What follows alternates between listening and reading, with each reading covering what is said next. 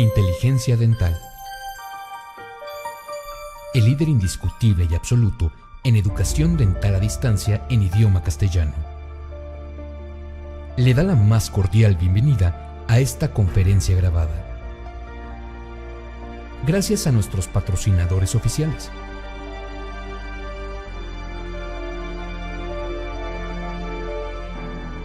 Le ofrecemos siempre un amplio abanico de temas útiles y de actualidad, entregados con alta calidad, por excelentes conferencistas.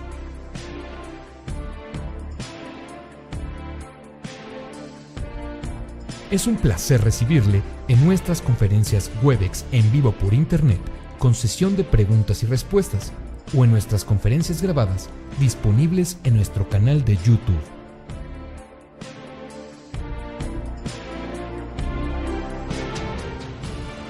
Sus sugerencias y comentarios son bienvenidos en promo@inteligenciadental.com.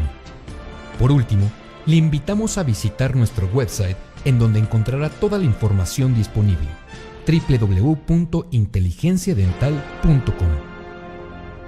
Que disfrute esta conferencia.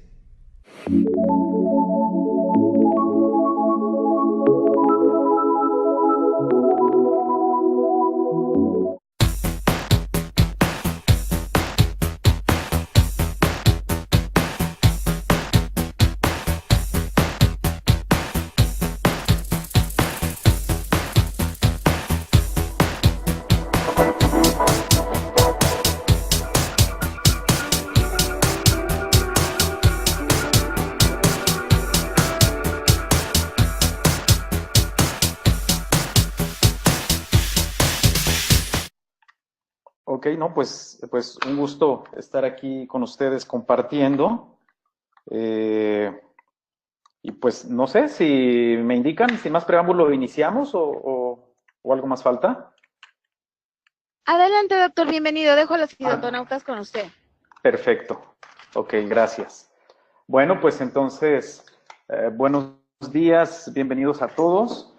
Y vamos a dar inicio a esta charla. Voy a pasar la primera diapositiva, y lo que vamos a estar platicando el día de hoy es acerca de la aplicación de algunos sistemas de imágenes en endodoncia. Como todos saben, pues hoy la endodoncia siempre ha sido basada en imágenes, pero hoy más que nunca, porque hay ya distintos sistemas de imágenes que se aplican perfectamente y que nos ayudan y nos facilitan mucho el trabajo, entre ellos obviamente las radiografías y pues principalmente la tomografía con BIM. Entonces, pues vamos a empezar desde la situación como más básica que hay, que es precisamente el uso de radiografías, y vamos a ir avanzando a través de esta charla con los diferentes sistemas de imágenes que nos pueden ayudar en endodoncia, algunos que incluso están pues todavía como en proceso de desarrollo, en investigación, otros que se han utilizado, pero que realmente tal vez no valen la pena o no dan los resultados que nosotros quisiéramos que nos den.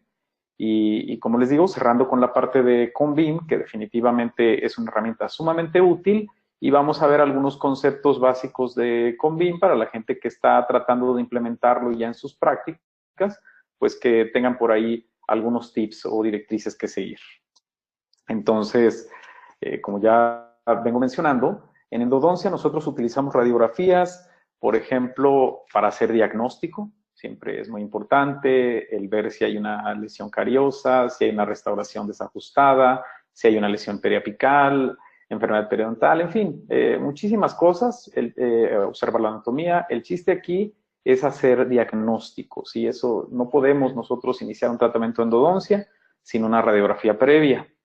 Además de eso, en endodoncia utilizamos radiografías intraoperatorias. Hay quien le gusta tomar radiografía de conductometría y radiografía de cono y de lima maestra, y etcétera. Hay quien solo toma conductometría. El chiste aquí es que también en endodoncia siempre en mitad del procedimiento estamos tomando radiografías, y por supuesto cuando hemos terminado el procedimiento entonces tomamos radiografías finales para ver cómo quedó nuestro trabajo, y finalmente tiempo después si el paciente lo permite, tomamos radiografías de control para ver si las lesiones periapicales que estamos tratando se están resolviendo o qué es lo que está sucediendo. Entonces, esto es algo de todos los días para los endodoncistas.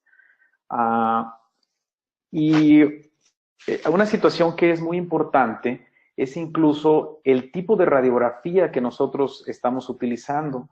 Por ejemplo, todos conocemos, por supuesto, las radiografías, las películas convencionales. Hay de diferentes tipos y hay información muy básica que en mi opinión es muy interesante. Por ejemplo, hay gente que no sabe que los colores de la película radiográfica tienen un significado. Por ejemplo, la película radiográfica que es color morado es una película que tiene una velocidad de captura mucho más alta y por lo tanto da una mejor resolución y además ocupa menos radiación. Y por ejemplo, las películas azules, hasta donde yo tengo entendido, pues ya están casi en desuso porque son películas radiográficas que se utilizaban en los 80s y que su velocidad es más lenta y por lo tanto requieren más radiación, por citar un ejemplo, ¿no? Es algo importante.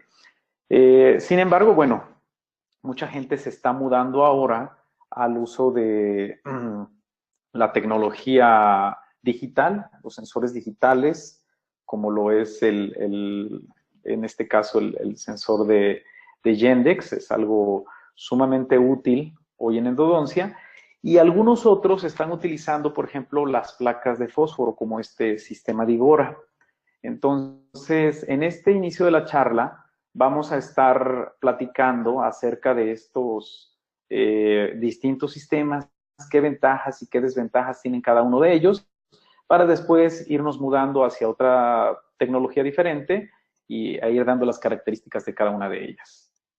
Entonces, en cuanto a la radiografía, la película convencional, aunque cada día menos gente la utiliza, la realidad es que hay gente que la sigue utilizando. Y una de las razones es porque es algo muy económico, ¿no? El comprar un paquete de películas y utilizarla. Otra de las situaciones o las ventajas que tienen las películas convencionales es que hay una gran variedad de tamaños. Por ejemplo, en cuanto a las radiografías intraorales, pues tenemos las radiografías oclusales, las radiografías periapicales e incluso las radiografías infantiles. Entonces, de acuerdo a la situación que se nos presenta, pues decidimos nosotros el tamaño de la película que vamos a utilizar.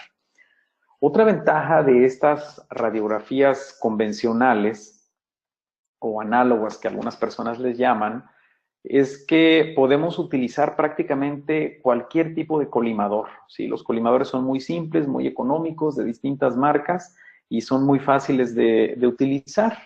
Hay que recordar que la razón por la cual utilizamos el colimador es principalmente por protección radiológica, porque de pronto hay quien tiene el concepto que el colimador es para una persona que no sabe a lo mejor cómo hacer su técnica de paralelismo o una situación de esas y no va por ahí. O sea, definitivamente nos ayudan a desarrollar la técnica radiográfica que necesitamos, pero la razón principal es que nos permiten el tener higiene radiológica porque podemos alejarnos y no estar ahí sosteniendo nosotros la radiografía cuando la vamos a tomar.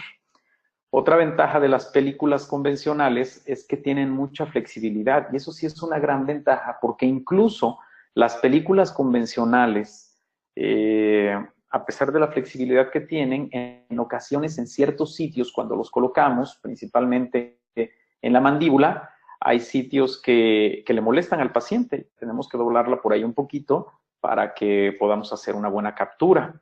En este caso, cuando estamos tomando con una película convencional, también hay que tener mucho cuidado de no doblarla demasiado, porque si no se puede dañar la película y entonces no vamos a obtener una buena imagen. Pero esta sin duda es una gran ventaja porque, por ejemplo, los sensores de radiografía no tienen esta flexibilidad. Ahorita vamos a hablar un poquito más acerca de ello.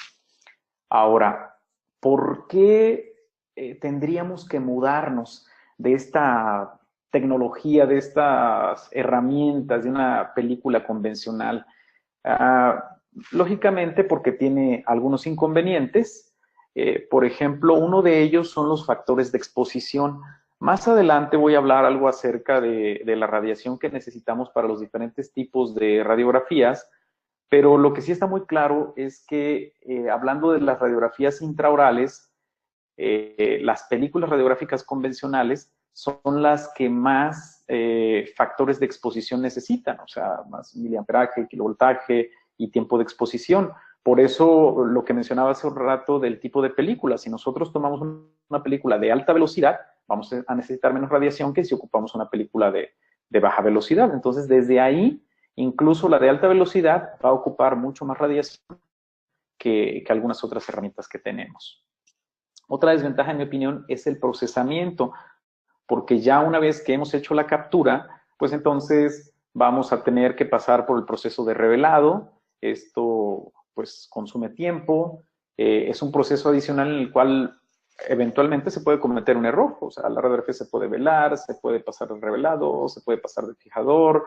Después de unos minutos de estarla procesando, si no salió bien, hay que repetir el procedimiento y entonces pues ahí podemos perder hasta, no sé, 15, 20 minutos en un par de radiografías. Entonces, esto para mí sí es una gran desventaja porque muchas veces estamos en función del tiempo en los consultorios, o más bien todo el tiempo, y más en endodoncia, que frecuentemente recibimos casos con dolor y urgencias. Otro asunto que tiene que ver también con la radiación que se emite para este tipo de radiografías son los químicos que utilizamos. Cuando nosotros estamos utilizando películas convencionales, pues colocamos los químicos, por decir algo, el lunes, y los químicos van a estar mucho más potentes y van a revelar y a fijar muy rápidamente, y quizá ya para el viernes ya no tienen la misma potencia, entonces, o la misma efectividad. Entonces, eso nos obliga a incrementar la radiación para compensar este desgaste de los químicos. Otra posibilidad sería pues, el estar cambiando los químicos prácticamente a diario o más frecuentemente, pero bueno, es una desventaja el estar consumiendo estos químicos, además de que son bastante contaminantes para el medio ambiente. Esta es una de las razones por las cuales incluso muchas universidades y hospitales están tratando de ya deshacerse de las películas convencionales, porque pues lo consideran un agente contaminante muy importante a los químicos que se utilizan para revelar. Y como ya mencioné hace un momento, el tiempo también es otro factor muy importante porque a final de cuentas son muchos procesos y esto pues consume tiempo. Bueno, no es nada del otro mundo la imagen como la que ven aquí, se puede hacer en una caja de revelado o incluso algo que reduce un poco los procesos de revelado o más que reducir, que estandariza estos procesos de revelado, son, por ejemplo, máquinas como las que vemos del lado derecho de la pantalla, en la cual, pues después de haber hecho la toma radiográfica, se puede introducir en esa máquina reveladora y entonces de una manera un poquito más estandarizada podemos tener los resultados de la radiografía, aunque seguimos teniendo el factor de que los químicos se van haciendo viejos, se van contaminando con el medio ambiente y no es lo mismo una radiografía que revelé el lunes a las 10 de la mañana que una radiografía que revelé el viernes a las 6 de la tarde. ¿Sí? Si no se han cambiado los líquidos, por supuesto. Por todos estos factores que he mencionado ahorita, es que la gente se está mudando hacia los sensores de radiografías. Los sensores de radiografías, como este que vemos aquí, es pues, mi favorito, es el que yo estoy utilizando ahorita, que es el Gendex. Pues tienen también sus beneficios, ¿no? Uno de los principales beneficios son los factores de exposición. Este equipo Gendex y en general los sensores de radiovisiógrafos ocupan mucho menos radiación de la que se necesita para una película convencional y esto pues es una gran ventaja. Lógicamente ya mencioné hace rato que lo ideal es colocar los colimadores y salirnos incluso del cuarto en donde se va a tomar la radiografía o por lo menos no estarla deteniendo, pero si por algún motivo necesitáramos quedarnos, pues eso también es una gran ventaja, el ocupar mucho menos radiación. La velocidad para mí es la principal ventaja que tienen estos equipos porque nosotros tomamos una radiografía y apenas tomamos la radiografía y volteamos a ver la pantalla y ya está la imagen ahí. Entonces, esto es una maravilla, ¿no? El tiempo que nos ahorramos y la facilidad en poderlo hacer. Incluso si cometemos algún error y la imagen no salió como nosotros necesitábamos, pues es muy rápido y muy fácil corregirlo y tomar inmediatamente otra imagen. Otra ventaja de este tipo de sensores, y más adelante voy a tocar 2 o 3 puntos respecto a los softwares, es que nos permite ajuste de imagen. Entonces, cuando nosotros estamos revelando una película convencional, pues no nos permite este ajuste de imagen. Si ya se me pasó de revelado, pues ya se quemó y así se queda. Y aquí no, aquí nos permite ciertos ajustes. Obviamente, tampoco es que vamos a hacer maravillas, pero sí mejora muchas cosas. La resolución es un poquito controversial y más adelante lo voy a mencionar. Creo hoy que la mayoría de los sensores dan muy buena resolución, aunque definitivamente hay sensores que no tanto. Aunque suene como un poco raro, lo que yo he podido ver es que pues, la calidad del sensor y el costo va de la mano con la resolución, ¿no? Generalmente los sensores que son un poquito más costosos tienen una mejor resolución y los sensores que son muy económicos regularmente no tienen una muy buena resolución. Ahora, hay mucha controversia respecto a la resolución que tiene un sensor de radiografía comparado con una película convencional. Y teóricamente hablando, la película convencional tiene mucho más resolución que un sensor de radiografías. Pero más adelante voy a aclarar un poquito este punto. Como todo en la vida, pues también hay inconvenientes respecto al uso de los sensores. Uno de ellos es, por ejemplo, la rigidez, que ahorita ya había mencionado.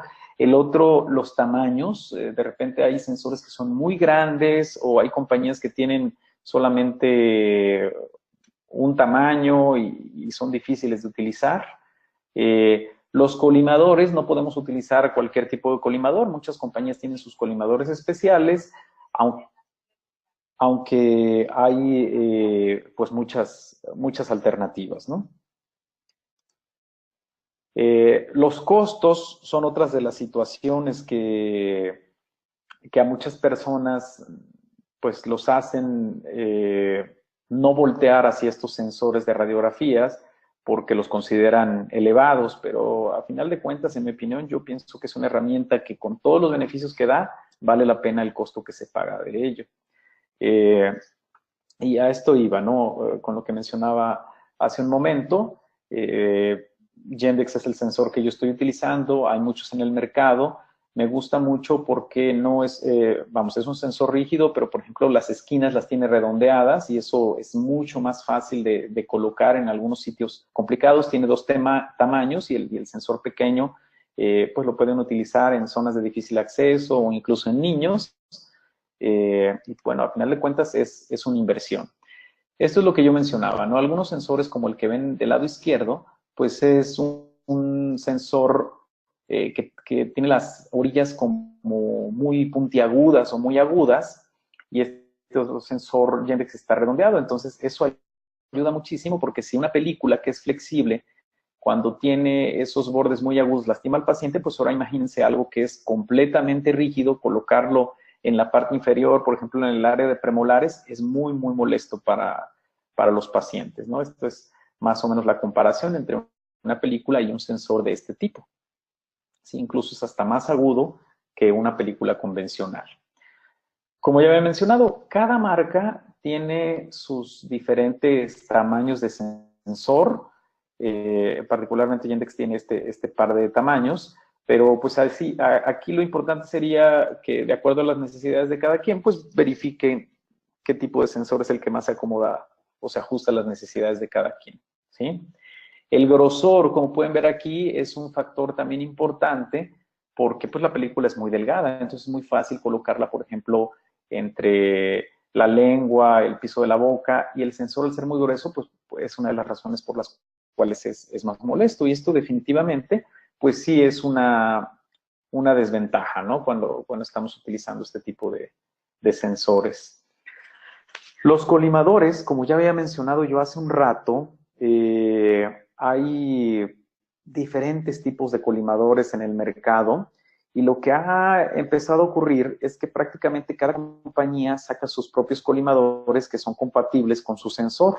Entonces, esto a veces también se vuelve una desventaja porque pues estamos dependientes del colimador exclusivo de la compañía en la cual adquirimos el sensor. A mí particularmente me gustan estos colimadores porque son unos colimadores como universales. Ahorita más adelantito les voy a pasar un video para que vean cómo estos colimadores pueden utilizarse en una gran cantidad de sensores. No sé si existan algunos otros en el mercado de otras marcas que funcionen de la misma manera, pero estos son los que yo utilizo y me parecen muy adecuados porque se pueden utilizar con cualquier sensor. Aparte de los colimadores convencionales que trae ya de por sí el sensor que yo estoy utilizando, que son especiales obviamente para mi sensor. Aquí voy a pasarles este video de este colimador que les digo que se puede ajustar prácticamente a cualquier sensor, pienso yo. Tiene aquí como un ganchito que puede uno mover y entonces puede uno hacerlo más pequeño o más grande, ¿sí? Y lo pueden utilizar para el lado derecho o para el lado izquierdo, simplemente con girarlo, lo cual se me hace bastante positivo porque no hay que estarlo desarmando ni nada de eso, sino ya como está, solamente lo gira uno en la dirección que uno quiere. Entonces, bueno, son algunos ejemplos y alternativas que tenemos.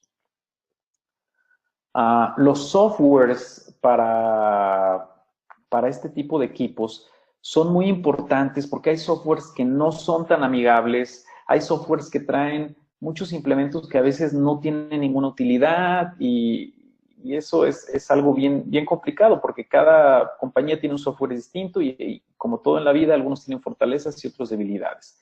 Particularmente este software a mí me gusta mucho. No sé si otras compañías también estén implementando lo mismo, pero algo que a mí me parece muy positivo de este software es que nosotros como endodoncistas muchas veces estamos tomando radiografías y cuando estamos tomando las radiografías, a veces en el software, en algunos softwares, tenemos que oprimir un botón y entonces ya llevamos el sensor a la boca del paciente y hacemos la toma radiográfica. Y estoy seguro que a más de alguno le ha sucedido que en el momento que vamos a hacer la toma, se nos olvida presionar el botón y entonces hacemos la toma radiográfica y volteamos a la pantalla y no está la imagen. Entonces eso es un problema y algo que me gusta mucho de este software es que si accidentalmente se te olvidó presionar el botón, o es más, no necesitas presionar el botón, con el solo hecho de colocar el sensor en la boca, inmediatamente sale la imagen, no hay que apretar nada. Incluso si por algún motivo, por alguna distracción o por alguna emergencia, ni siquiera hemos abierto el paciente, con el solo hecho de que esté conectado el sensor a la computadora y obviamente que esté encendida la computadora, en automático despliega todo el software y abre el programa con un paciente en blanco para que podamos ahí guardar la imagen o enviar la imagen al paciente que nosotros estamos tomando. Entonces esto se me hace muy práctico porque pues a veces nos suceden por carreras o por distracción que se cometen algunos errores de ese tipo.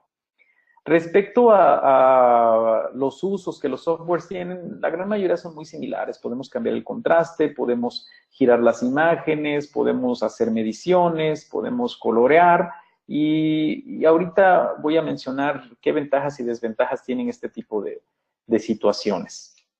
Esto va de la mano con algo que se llama los pares de líneas, ¿sí? Que los sensores de radiografías está muy de moda el saber cuántos pares de líneas tienen los sensores de radiografía. ¿De dónde viene esto? Bueno, pues que las radiografías convencionales tienen alrededor de 20 pares de líneas por milímetro, ¿sí? Sin importar la calidad de la radiografía. Esto es lo que tiene. Y estos pares de líneas son los que le van a dar la resolución a las imágenes.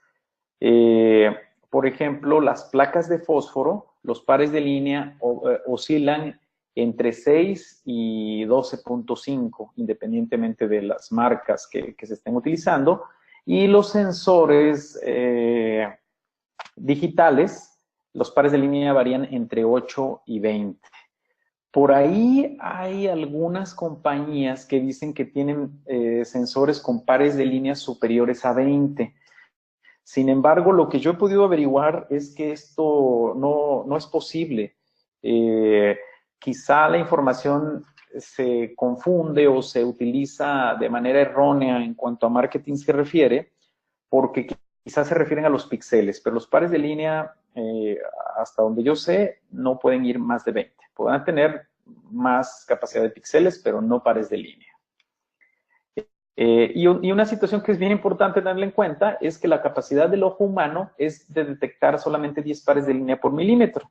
¿Qué ventaja tiene que tengamos mayor cantidad de pares de línea? Bueno, pues como cuando tomamos una fotografía de muy alta resolución, tenemos una mayor nitidez en la imagen.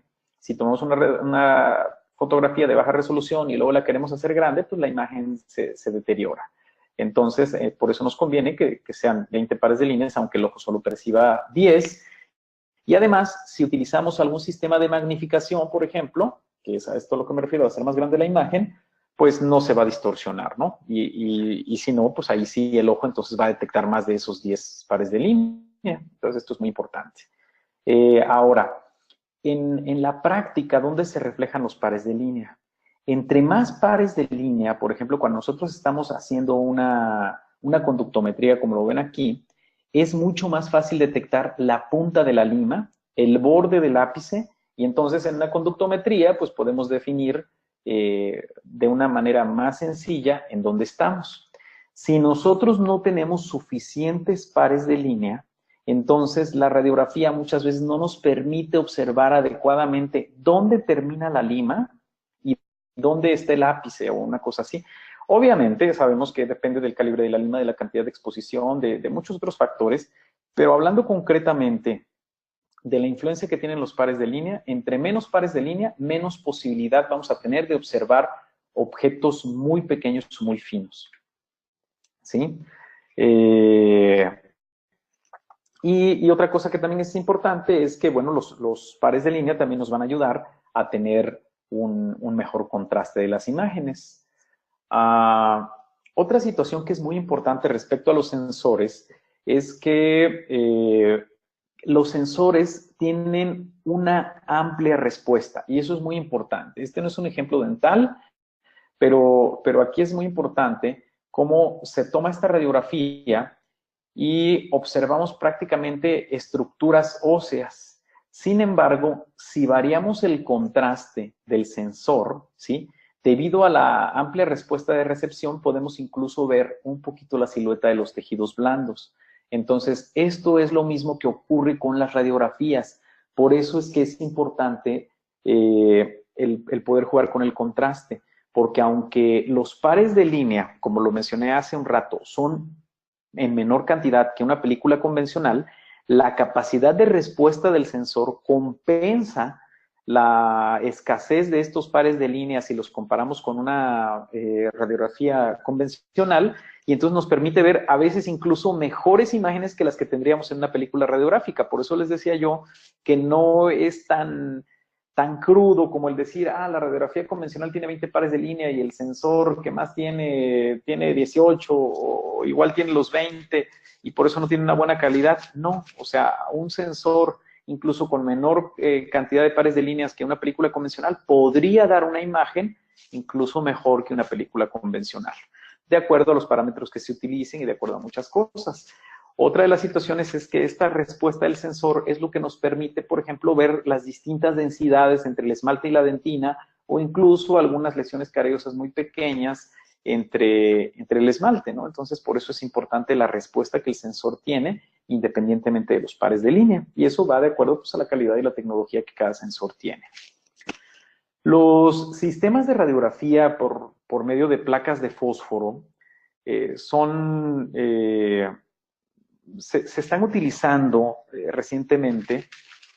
Creo que este boom vino incluso después de los sensores digitales y también pues tienen algunos beneficios y algunas complicaciones. Por ejemplo, para la gente que no está familiarizada, en la primera fotografía que vemos del lado derecho, pues así viene el sensor. Viene un sensor que se mete en una fundita especial y después esa funda se mete en un protector para que no le entre saliva ni humedad y entonces ya se lleva al paciente, se toma una radiografía de manera convencional como se tomaría con cualquier película convencional o sensor y después hay que llevarlo a un escáner y ese escáner va a transferir la información a una pantalla. Entonces, quizá el principal beneficio de estos sistemas es que es un documento legal, al igual que una película radiográfica convencional. Una de las desventajas que tenemos con los sensores digitales es que muchos de ellos no son considerados elementos legales. ¿Por qué razón? Porque las imágenes que producen pueden ser susceptibles de modificación. Hay algunos sensores que pueden transmitir archivos DICOM, y entonces sí el DICOM sí se considera un documento legal, pero no precisamente la imagen que estamos viendo, sino el DICOM. Y la gran ventaja con estas placas de fósforo es que esta sí es una imagen digital, pero que es un documento legal. Los factores de exposición, las placas de fósforo están como a la mitad. No utilizan tanta exposición como una película convencional, pero no utilizan tan poca como un sensor de radiografías. La velocidad a la cual toma uno las imágenes también es algo, pues, un poquito controversial. Definitivamente un sensor digital te da una imagen prácticamente inmediatamente, ¿sí? En cosa de unos segundos. Yo he tomado el tiempo que me lleva a hacer una radiografía y pues prácticamente lo que me lleva a salir del operatorio y volver, que son 2 segundos o 3. Cuando nosotros estamos haciendo una imagen con una película de fósforo, pues sí nos consume a lo mejor un poquito más de tiempo, pero lo que yo he medido, al menos con este sistema de Igora, que también he tenido la oportunidad de probar en mi consultorio, no me lleva más de 1 minuto, ¿sí? Y realmente tampoco es que sea tan significativo, porque uno coloca la placa, hace la toma, y entonces en lo que voltea uno para volver a acomodar al paciente, dejar el rayos X y acomodarse otra vez, pues ya en ese tiempo está la imagen. Definitivamente algo que nos gusta mucho es que cuando tenemos el sensor, desde el momento que entramos a la habitación ya está la imagen, ¿no? Pero tampoco es que sea un exceso de tiempo, ¿no? La imagen pues, le lleva al equipo unos 20, 30 segundos procesarla y, como les digo, en menos de 1 minuto tenemos la imagen. Igualmente, nos da la imagen en una pantalla donde nos permite ajustes del software y de la imagen como en cualquier sensor digital, donde puede uno variar el contraste, ponerle colores, hacer mediciones, todo igual como si fuera una radiografía tomada con un radiovisiógrafo, pero no es un radiovisiógrafo, es una placa de fósforo. Otra de las ventajas que yo le veo a estos sistemas de imagen, de placas de fósforo, es que los podemos utilizar en múltiples operatorios. Por ejemplo, una de las desventajas de los sensores es que si yo tengo 3 operatorios, tendría que tener 3 sensores o tendría que tener un sensor que estoy conectando y desconectando en cada una de las computadoras cada vez que necesite estar tomando una radiografía. Entonces aquí la ventaja de las placas de fósforo es que puedo tener las placas de fósforo en cada uno de los operatorios que yo tengo, tomar la radiografía normal como se tomaría de manera convencional y entonces sí llevarlo al escáner para procesarla. Entonces creo que esto sí es muy útil cuando se tienen varios operatorios y esa es una de las razones por las cuales las universidades lo están adoptando mucho. Es un documento legal y lo pueden tener en todas las unidades que tengan disponibles en la universidad. Otra ventaja es la flexibilidad, porque tienen una flexibilidad similar a las películas convencionales y esto también es una gran ventaja porque lastima mucho menos al paciente. Hay también en varios tamaños, lo cual los hace más similares a las radiografías convencionales. Y los colimadores también, en la gran mayoría de colimadores se puede utilizar. Es decir, no necesitamos forzosamente un colimador especial, como sí se requiere en algunos casos con los sensores digitales de radiografías. ¿Qué inconvenientes tienen? Bueno, el costo definitivamente es un sistema que hay que invertir, como es lo mismo que hay que invertir en los sistemas digitales. El tiempo, que como ya expliqué, es un poquito más largo que los sensores digitales, pero muchísimo menos que una película convencional. Y la resolución, ahí también es algo controversial, porque se habla que los pares de líneas no van más allá de 12.5. Sin embargo, esto hablando del mejor sensor, que es como por ejemplo este que acabamos de ver, un Digora, que alcanza hasta 12.5 de resolución. Sin embargo, como ya expliqué hace un momento, a veces, aunque no tengamos la suficiente cantidad de pares de líneas, el sensor puede capturar suficiente información y variando los contrastes compensamos esta situación. Sin embargo, hablando estrictamente, quizás sí tenga un poquito menos de resolución que un sensor digital convencional de radiografías. Ahora, respecto a la exposición a los rayos X, pues aquí vemos como las películas convencionales, ¿sí? Si tomáramos como que las películas convencionales son el 100% de radiación que nosotros utilizamos para hacer una toma, pues les podría decir que, por ejemplo, las películas de alta velocidad ocupan 25% menos, ¿sí? O sea, solo el 75% de la que utilizarían unas películas de las más viejitas.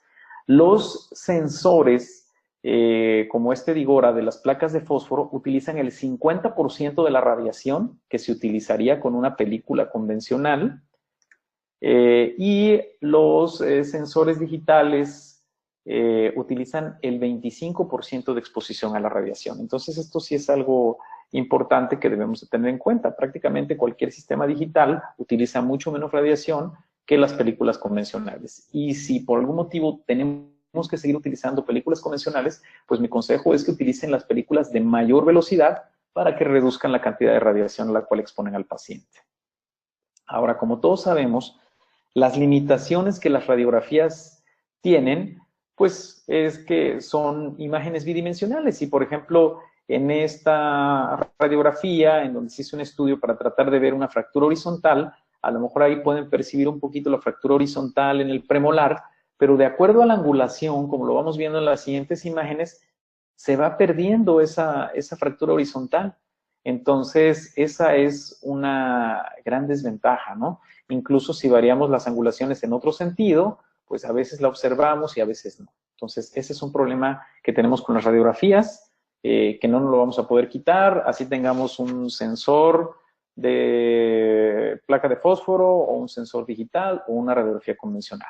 Es por eso que mucha gente está migrando, o no migrando, incorporando la tecnología con BIM, porque la tecnología con BIM nos permite de golpe tener información como la que vemos aquí. Inmediatamente nos damos cuenta de una fractura, independientemente de la angulación a la cual haya sido tomado, ¿no? Entonces esto sí es de gran utilidad. Vean como en este par de cortes corroboramos que está fracturado y entonces esto es algo definitivamente muy, muy útil.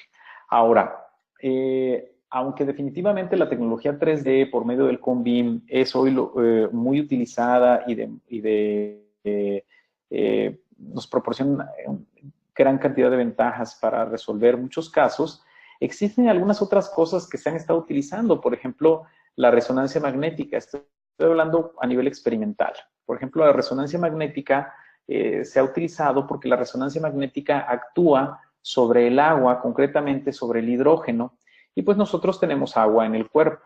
Entonces, esta energía magnética actúa directamente sobre el hidrógeno y altere los electrones y los protones de estos átomos de hidrógeno, y entonces los hace moverse en distintas direcciones. Entonces, conforme se va aplicando cierta energía, los electrones se alinean hacia cierta dirección o se mueven hacia una dirección diferente. Esto, ¿por qué es importante?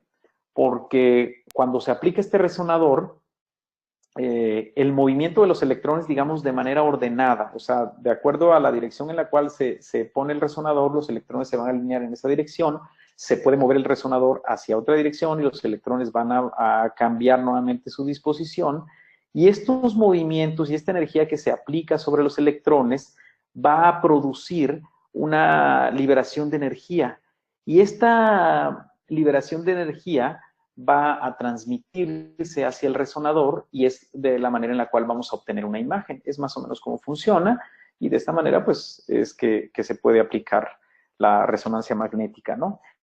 En odontología pues se ha utilizado de manera experimental. Las ventajas que tiene es que pues no produce artefactos, como por ejemplo la tomografía sí los produce, aunque hay poca diferenciación de las estructuras duras. Las ventajas que tiene es que la resolución es pobre, ¿sí? Que se necesita mucho tiempo es decir, el tiempo que el paciente está con el resonador, aunque no necesitamos radiación y no le va a causar un problema al paciente en su salud, por llamar de alguna manera, con respecto a la radiación ionizante, pues de todas maneras es incómodo estar demasiado tiempo ahí con el resonador. Y además son costosísimos, ¿sí? Otra alternativa ha sido el uso del ultrasonido, el ultrasonido normal que se utiliza, por ejemplo, para ver el producto en una mujer embarazada. Se ha intentado también el implementar este tipo de tecnología por medio de ondas ultrasónicas que produce imágenes también en la odontología. Y de hecho, Elisabetta Cotti, creo yo que es de los pioneros en el uso de esta tecnología. Ella recientemente publicó un artículo en el cual combinó la tecnología Doppler con el ultrasonido y hizo un estudio para ver cómo van sanando las lesiones periapicales o desapareciendo las lesiones periapicales. Entonces probó dientes con tratamiento de endodoncia, dientes con retratamiento, cirugía y dientes sin tratamiento. Y algo que es muy interesante aquí es que ella hizo este estudio con ultrasonido de manera preoperatoria, después de manera intraoperatoria, es decir, después de la instrumentación y la irrigación, posoperatoria también. Todos los casos los hizo en 2 citas, entonces después los vio una semana después. Después, ya que los obtuvo a los 6 meses, les hizo otra vez un ultrasonido, luego al año y posterior al año un seguimiento mayor. Y lo que ella buscaba es ver si este ultrasonido le reporta, en combinación con el Doppler, reportaba alguna información que nos pudiera dar algún tip respecto al sanamiento de las lesiones periapicales o al hecho de que las lesiones periapicales no están reparando, a la reparación más bien, sería mejor, más adecuado, ¿sí? Entonces, fue muy interesante porque, por ejemplo, utilizó unos casos en los cuales ya los iba a someter a cirugía, pero antes de someterlos a cirugía les estuvo haciendo periódicamente este ultrasonido, una semana, después otra semana, así los hizo 3 o 4 veces y vio que no había ningún cambio si al paciente no se le hacía nada. Después les hizo cirugía y cuando les hizo cirugía, y nuevamente repito el protocolo que ella estuvo haciendo de hacer este ultrasonido posoperatorio a los 6 meses, al año, y a la semana y a las 4 semanas, pues empezó a registrar los cambios y se dio cuenta que pues en una cirugía, cuando nosotros eliminamos el problema y la lesión, la información respecto al riego vascular, a la actividad vascular de la zona cambiaba considerablemente.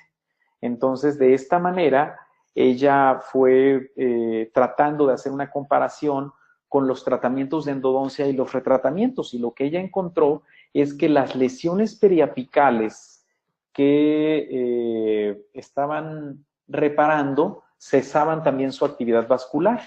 Entonces, lo interesante aquí es que al parecer en 4 semanas se puede obtener información respecto a la posibilidad de que una lesión repare. Todos sabemos que cuando estamos tomando radiografías o incluso tomografía, pues necesitamos mucho más tiempo para poder observar por medio de una imagen si la lesión está reparando o no. Y lo interesante aquí es que no en todos los casos, pero en una buena cantidad de casos, obtuvo información a las 4 semanas de que cambiaba el flujo vascular, y generalmente los casos en los cuales el flujo vascular cambiaba, reduciéndose, terminaban reparando. Entonces es algo muy interesante que lógicamente está en investigación, pero que lo quise mencionar porque a fin de cuentas es una situación que tiene que ver con imágenes en endodoncia y que pues no sabemos hacia dónde vaya y en mi opinión resulta interesante.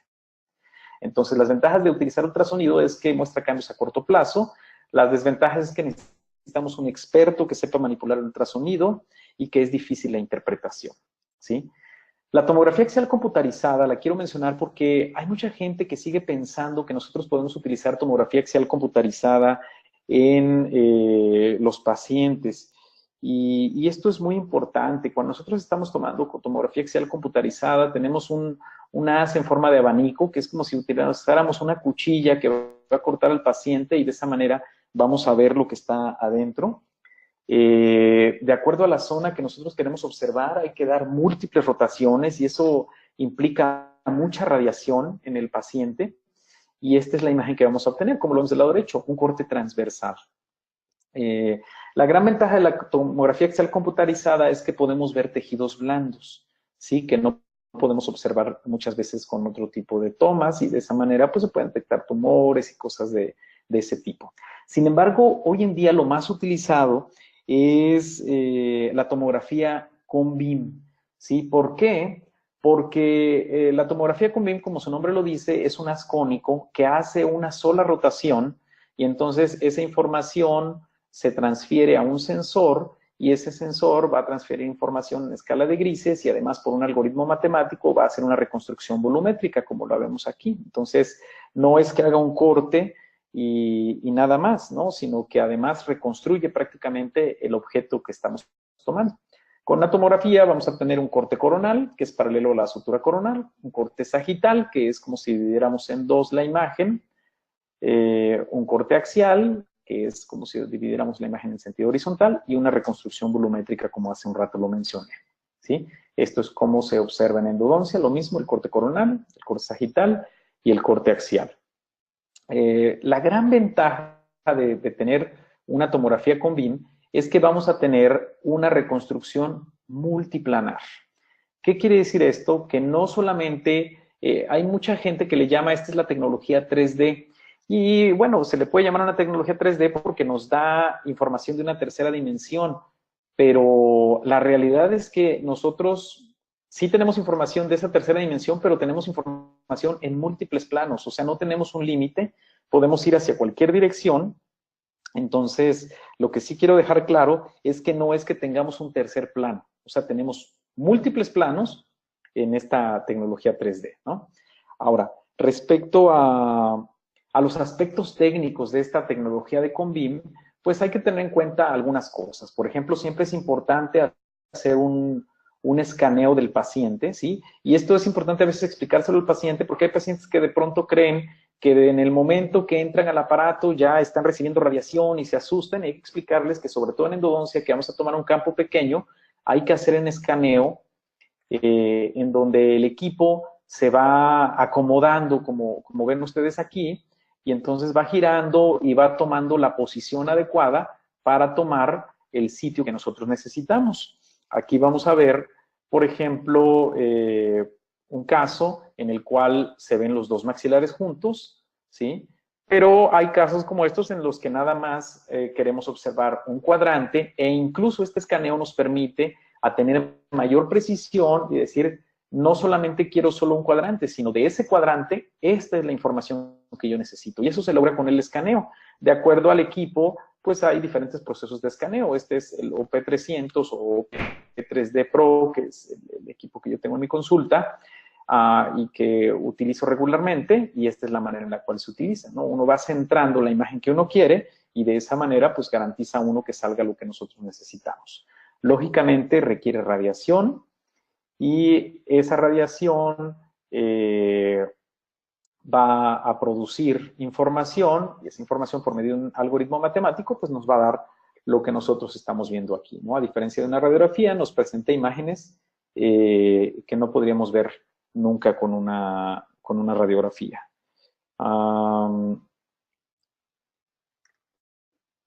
Y bueno, respecto a la tomografía con BIM, es importante tener información, por ejemplo, acerca del FOV, que mucha gente a veces no está familiarizada con esto, que es el FOV, es Field of View, que es el campo de visión.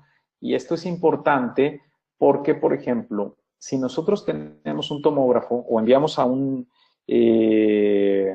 gabinete radiológico que tiene un tomógrafo con un FOV grande, pues entonces ahí vamos a poder tomar toda la cabeza, ¿sí? Como lo vemos aquí en esta imagen. Si tiene un FOV pequeño, pues vamos a poder tomar un cuadrante. Si tiene un FOV más grande, a lo mejor un sextante o un maxilar o los dos maxilares. ¿Y esto por qué es importante? Porque en endodoncia nosotros generalmente no necesitamos más que ver 2 o 3 dientes. Entonces, si nosotros tomamos un FOB completo, como el que vemos del lado izquierdo, va a ser muy difícil evaluar las endodoncias, ¿sí? Lo que nosotros necesitamos es un FOB limitado, como el que vemos del lado derecho. De esa manera es mucho más sencillo evaluar y como vemos ahí, claramente falta un conducto y además hay una lesión periapical. Entonces, es importante tener en cuenta eso en endodoncia. Nosotros ocupamos solamente FOB pequeño, no ocupamos FOB grande, y si utilizamos un FOB grande y queremos hacer más grande la imagen, va a pasar lo que vemos en la izquierda, ¿sí? Se va distorsionando la imagen y ya no vamos a obtener la información que nosotros necesitamos. Este es un ejemplo precisamente de ello, ¿no? Que del lado derecho, por ejemplo, aquí, aunque es un FOB grande, lo vamos haciendo más grande con el objeto de tener más detalles y en realidad lo que pasa es que se pierden esos detalles. Este es un ejemplo del equipo que yo tengo, que es el OP3D Pro o OP300. Cuando nosotros hacemos una toma de los dos maxilares, que es un 13×15, el tamaño del voxel, que es algo equivalente a los píxeles, es de 0.32 y da 414 rebanadas. Cuando hacemos una toma más pequeña, el tamaño del voxel se mantiene, al igual que las rebanadas, pero si lo reducimos un poco más, por ejemplo, un 8×8, que muy forzadamente caben los maxilares, cambia el tamaño del voxel y al cambiar el tamaño del voxel podría incrementarse la resolución, aunque también se disminuye el número de rebanadas. Igualmente, cuando se baja aún más a una ventana de 6×8, el tamaño del voxel se reduce y también el número de rebanadas. Y hoy la gran mayoría de equipos, por ejemplo, este trae una función que se llama endodoncia o endoscan, en la cual con un voxel de 5×5 tenemos con un FOB de 5×5 tenemos un tamaño de voxel de 0.85 con 588 rebanadas y entonces de esta manera vamos a tener mucho más información y mucho más resolución en la imagen que nosotros requerimos. Realmente las aplicaciones de COM-BIM en endodoncia hoy son muchísimas, pero estas para mí son las 4 más importantes, ya prácticamente para cerrar con esta charla respecto a la aplicación de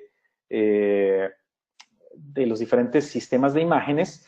La tomografía con BIM se utiliza para fracturas, para localizar conductos, para ver retratamientos y para trauma. Y voy a dar unos ejemplos muy puntuales antes de cerrar la charla por si es que tuvieran algunas preguntas.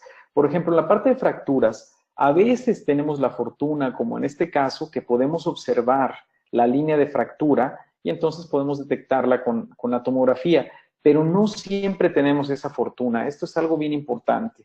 Muchas veces necesitamos tener interpretación de las imágenes que estamos observando para poder ver una fractura. Y esto a veces resulta bastante decepcionante porque incluso hay muchos artículos que reportan la detección de fracturas por medio de tomografía, pero todos ellos dicen la fractura fue detectada previamente a la tomografía y la tomografía se utilizó como un medio de confirmación. ¿Qué quiere decir esto? Que desde antes de tomar la tomografía ya sospechaban que había una fractura. Entonces, esto a veces no es muy bueno porque pensamos, bueno, ¿para qué hago la tomografía si ya sé que está fracturado? Sin embargo, bueno, podemos confirmar y además la justificación para hacer la tomografía podría ser que si el diente está fracturado, vamos a extraerlo y a colocar un implante y la tomografía nos va a servir para evaluar la colocación del implante, ¿no? Pero sí es muy importante que tengan en cuenta que no podemos esperar, como está allí, que la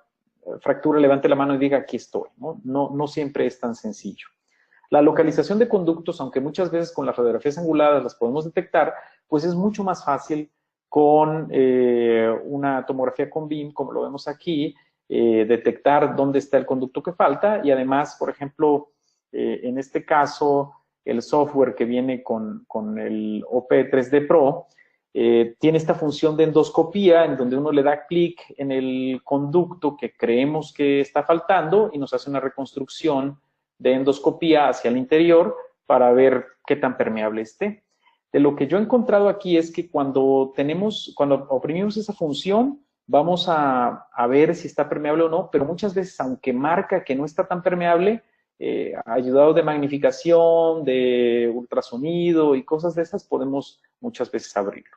A mí me gusta bastante hacer este tipo de casos en los que me voy exclusivamente a la raíz donde está el problema y no repito todo el tratamiento, porque si yo hago tomografía y a pesar de que vemos que la endodoncia no es la más bonita, si no tiene lesiones periapicales, no, en las demás raíces no veo razón por la cual entrar a las otras raíces, simplemente a la que tiene problema, ¿no? Ahora también he empezado a hacer algo de lo que ahorita aquí les voy a mostrar. Esta es una imagen en la cual no se podía localizar un conducto en un molar inferior. Entonces yo lo llamé como un poco diseño tridimensional en endodoncia, basado un poco en lo que hacen en el diseño digital de sonrisa, porque lo que podemos hacer es que la información que obtenemos de la tomografía, las medidas, que son medidas reales, las podemos elegir puntos de referencia que nosotros previamente identificamos en la fotografía y en el paciente, y entonces transferimos esa información a nuestra fotografía y de esa manera planeamos. Y es mucho más fácil localizar, por ejemplo, conductos que de otra manera muchas veces no sabíamos ni para dónde. Aquí claramente, como vemos en la primera imagen del lado izquierdo, faltaba hacer un corte más hacia bucal. Y al recorrer la pared hacia bucal, ahí salió el conducto. Entonces, pues de esta manera podemos orientarnos mucho mejor. E incluso, bueno, este es un control del mismo caso. En retratamiento mencionaba yo que es muy útil porque a veces tenemos la duda si vale la pena o no entrar al tratamiento. Radiográficamente no tenemos mucha información a pesar de las angulaciones y muchas veces, como en este caso, por ejemplo, que es una perforación de un poste, pues podemos tener muchísimo más información y en base a eso, pues cambiar nuestra decisión. A lo mejor pensábamos que era retratamiento y termina en cirugía, o pensábamos que era cirugía y se va a extracción, o desde el retratamiento decidimos que ya no es retratamiento y que va para extracción. Entonces, o la viabilidad, o muchas veces encontramos el punto en el cual tenemos que ser muy eficaces para poder obtener buenos resultados. En cirugía, en mi opinión, no solamente en cirugía apical, en cualquier tipo de cirugía dental, principalmente cirugía maxilofacial, creo que el uso de tomografía es muy, muy importante porque precisamente es como un GPS y nos permite, como ven aquí, el observar, por ejemplo, dibujar el nervio, como lo estamos dibujando aquí. Si se fuera a colocar un implante, se puede hacer la simulación de la colocación del implante y cuando se va a colocar el implante, de acuerdo a la longitud y la dirección en la cual se está colocando, si toca ese nervio que dibujamos, pues entonces nos va a marcar que no es la opción adecuada, ¿no? La diferencia de superponer las imágenes del nervio con una radiografía panorámica es que podemos verlo de manera tridimensional y de una forma real, como lo vemos en la esquina superior derecha. Estamos seguros que el puntito rojo está exactamente en el conducto dentario, ¿sí? Independientemente de cómo lo observamos en los otros cortes. Entonces, eso es una gran ventaja, porque no hay posibilidad, si sabemos identificar las estructuras, de que coloquemos el nervio en otro sitio, ¿sí? Y bueno, pues prácticamente para terminar lo más pegado al tiempo, yo con esto cierro. Es una visión muy general de las diferentes herramientas que tenemos de imagen en endodoncia y de las aplicaciones que tenemos. Si tienen alguna duda, estaría encantado de responderlo. Y hablando concretamente de tomografía, quiero aprovechar para invitarlos, quien esté interesado en la ciudad de León, Guanajuato, prácticamente en un mes vamos a tener un curso de tomografía que va desde obviamente mucho más a fondo, desde las aplicaciones, la interpretación y el uso de software. Entonces, pues no sé si tengan preguntas o no sé si tengo que ceder los controles al presentador. Adelante, por favor.